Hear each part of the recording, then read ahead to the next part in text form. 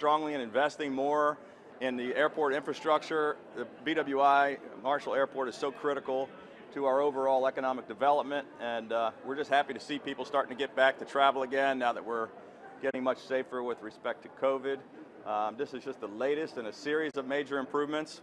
And I don't know if you all took the tour yet or not, the full tour, but Secretary Slater has been bragging to me for several months about the world-class bathrooms that they put in here.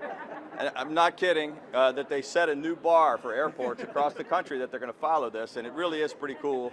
You know, most airport bathrooms were built when people used to check their luggage, and now everybody's carrying on bags, so you go in there with a lot of bags. Now you have places, little cubbies to put your suitcases, hang your clothes. You got lots more space. Everything's very modern and touchless and privacy, and so very good job on the restrooms as well as the beautiful concourse. It's going to enable Southwest Airlines to be able to continue their expansion here while we're doing the major runway improvements out here. They have to temporarily shut down some gates. So this new capacity helps them continue to serve the same number of people. So I just want to thank everybody here and all the great work. And I also just while they're all here, we got some folks behind us that work at the airport in many different capacities. We've got our firefighters, we've got our police officers, we've got our National Guard, all of whom have done an amazing job during COVID, just trying to work hard to keep everybody safe. So I'm just happy to be here, and it's a very exciting day for BWI. Thank you.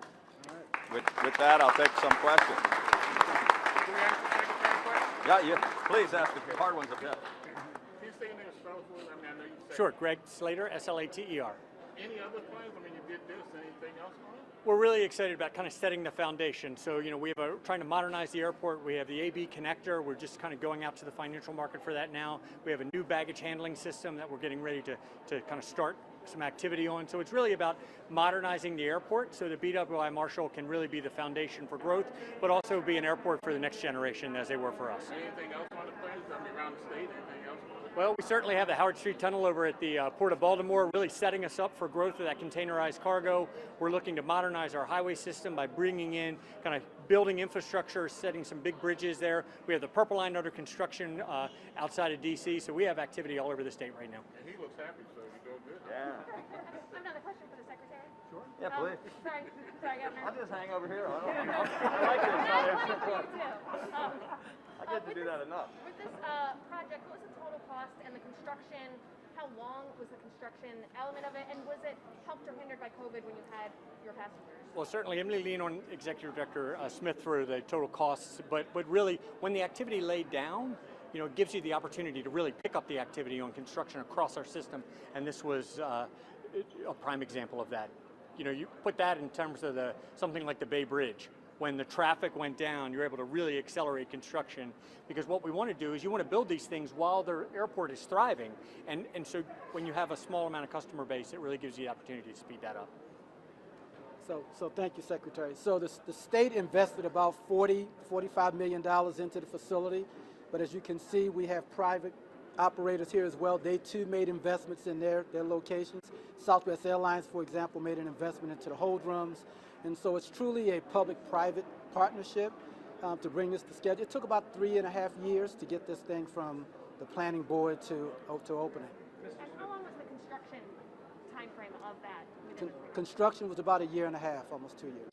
I just had a quick question. Last year at this time, BWI Marshall was a ghost town. There was nobody here. Yes. It wasn't looking good. Can you talk about how you feel right now, seeing people back in this airport, this open, and what that means to you and really for travelers in this state? Because people are just getting the ball to start traveling again. I'm just curious how you feel about that. Well, I mean, again, back in March, April of last year, this place was a ghost town. It still looked good, but it was a ghost town, right? Because people weren't flying. Now that traffic's coming back, it certainly looked much better because it's populated. It was an eerie feeling to have a terminal of this significance, this size, so underutilized. And so it's certainly a sign that we're recovering, that the marketplace is coming back. People are flying primarily for leisure purposes, which is good. We think the business travelers will come back in the following months, and we'll see BWI stronger than it was before the pandemic. Mr. Governor, one last question. I think you upset Ms. Shirley's. You didn't eat anything over there.